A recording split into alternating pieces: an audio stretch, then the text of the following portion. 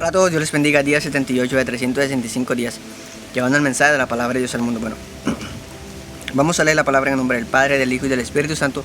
Así nos dice Mateo capítulo 7, versículo 21, que nos dice así: No todo el que me dice Señor, Señor, entrará en el reino de los cielos, sino el que hace la voluntad de mi Padre que está en los cielos.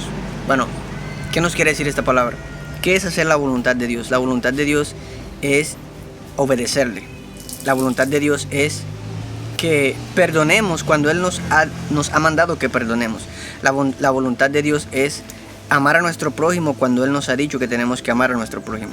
La voluntad de Dios es amarlo a Él por encima de todas las cosas, aun cuando no queremos dejar algo, que lo ponemos primeramente que a Él. Pero si lo dejamos y lo ponemos a Él de primero, sabiendo de que lo que dejamos no lo queríamos soltar y aún así lo soltamos por Dios, eso es hacer la voluntad del Señor, porque nos estamos negando a nosotros mismos por seguirlo y por obedecerlo y por agradarle a Él. Por eso dice: no todo el que me dice Señor, Señor, no todo el que profetice, no todo el que se muestre que echa fuera demonios, o aunque en el nombre de Jesús echen fuera demonios, no todo el que hable en lengua, no todo el que haga tantas cosas para Dios, dice, entrará en el reino de los cielos. O sea, no todo el que le diga al Señor, Señor, yo te amo, yo te adoro, tú eres mi todo, no todo el que le cante, el que le adore, el que se muestre piadoso, el que se muestre íntegro, entrará en el reino de los cielos. ¿Por qué? Porque aquí lo dice claramente la palabra. No todo el que me dice Señor, Señor, entrará en el reino de los cielos. O sea, no todo el que le dice a Dios, Señor, tú eres mío, yo soy tuyo, entrará en el reino de los cielos, sino el que hace la voluntad de mi Padre. ¿Y qué es hacer la voluntad del Padre? Lo mismo que hizo Jesús. Jesús se encarnó, se hizo hombre, siendo Dios, se despojó de su gloria y murió en la cruz, y esa era la voluntad del Padre, que el Padre quería que hiciera Jesús, que muriera por todos nosotros. Él no se negó, Él lo hizo, pero Dios lo glorificó y le devolvió la gloria aún más grande. Eso es lo que tenemos que hacer nosotros.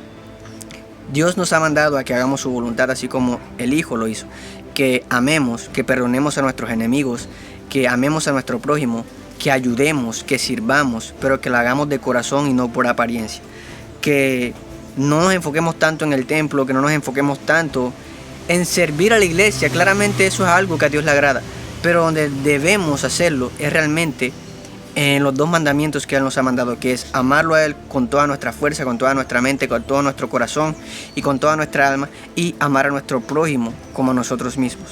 Cuando nosotros obedecemos lo que Él nos ha dicho que tenemos que hacer, ahí vamos a comenzar a negarnos a nosotros mismos, a cargar nuestra cruz y a seguirle, porque la manera en cómo nosotros vamos a reflejar el amor y de la manera en cómo Dios va a ver en nosotros que realmente hacemos su voluntad es cuando amamos a los demás, amamos a aquellos que no nos aman, perdonamos a aquellos que no nos perdonan, seguimos a Dios aunque no queramos, le cantamos a Dios aunque no tengamos fuerzas, no solamente nos enfocamos en la iglesia, sino más bien lo reflejamos afuera. Y debemos entender que no tenemos que hacerlo para mostrarlo ante los demás, sino hacerlo, hacer la voluntad de Dios, vivir para Él, hacer lo que Él nos ha mandado, sabiendo de que Él nos está viendo.